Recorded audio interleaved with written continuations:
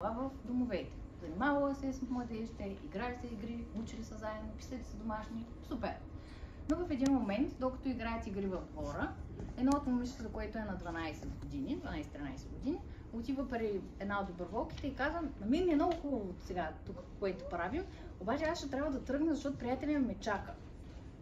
И те се чуди сега, какъв приятел, нали? Те младежите от дома са там, нали? Какъв приятел, той ще е там с тях.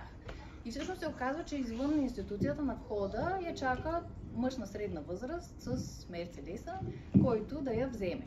Сега всеки един от нас, който вече е на някаква по-нормална възраст, може да си преведе това какво значи.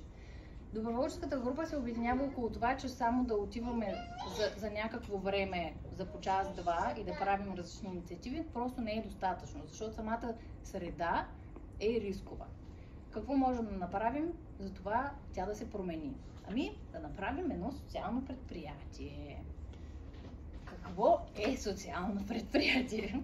Аз като го чух първия път, предприятие бях чула само дядо ми да казва. Така че ми беше много чудно.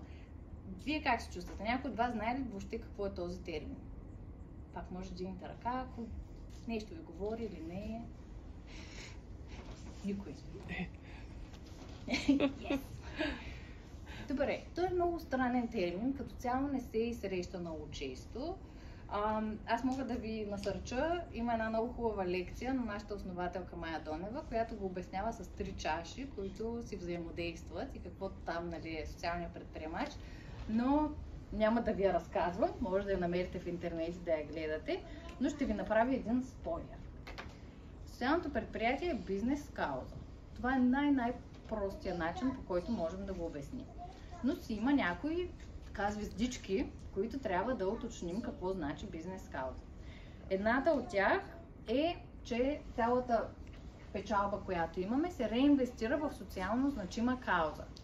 Това не се ограничава само до подкрепа на уязвими групи или на някои уязвими групи. Реално, който има нужда е подкрепен, но това може да бъде дори екологична кауза. Не е нужно да бъдат конкретни хора.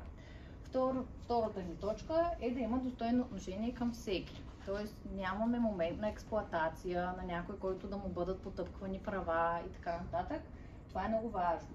И също така има прозрачност, защото когато решаваме социално значим проблем, трябва да хората, на които помагаме, хората, които ни подкрепят, да знаят какво правим. Ако си го правим там тайни нещо, нали, много кофти, ще реално не правим някакъв бизнес кауз, не си помагаме на средата, ами сме малко такива доджи хора. Така че това са нещата, които за нас са много важни. Защо ги споменавам? Защото много често можем да се подведем по дефиницията бизнес с кауза и да си кажем: голяма компания помага за опазване на околната среда. Тази компания е реално бизнес кауза ли? По-скоро тя е бизнес с някакво инвестиране в социален ефект, но като цяло знаем, че собственика си е купил тази година най-новия Мерцедес. Това е социалният предприемач, по-скоро няма да го направи, той по-скоро ще си остави на същата заплата и ще реинвестира всичко в каузата, както може да я развие. Хубаво е да можете да ги различавате тези неща, защото в момента в света е много така проблем на тази тема, дали реално някой прави добро или всъщност не прави много добри неща и после прави едно добро нещо и казва на света: аз съм толкова добър, и хората го разпознават като такъв. Това, което аз искам да направя, понеже социалните предприятия идват в много форми, лица, размери и така нататък, не мога да ви опиша всичко, но мога да ви разкажа какво представлява чайната, за да може да илюстрираме тази така странна фигура на социалното предприятие. Чайната, както казахме, дава първа работа и менторска подкрепа на младежи в риск. Всички тези младежи, които бяха в миналия слайд. Това, което учим, са главните умения, които трябват на всеки, за да може да започне пътя си на пазара на труда. Кое е това? Че се идва на време на работа, че се идва с униформа. Тази униформа понякога се пере, също така. Че когато дойде клиент, е хубаво да му се усмихнем, да го посрещнем, да му помахаме, да го питаме какво желае, вместо да се скрием отдолу под бара и да се правим, че не съществува никой и той може би сам да се обслужи, ако е възможно. И също така накрая да може да вземем поръчката и да върнем точно реsto. също много важно умение. Това са уменията, на които ние учим. Чайната не е фабрика за успешни младежи. Много често ни се задава въпроса, ама кой ви е най-успешният случай? И хората търсят да кажем, тук имаме един космонавт, един IT специалист и един психолог.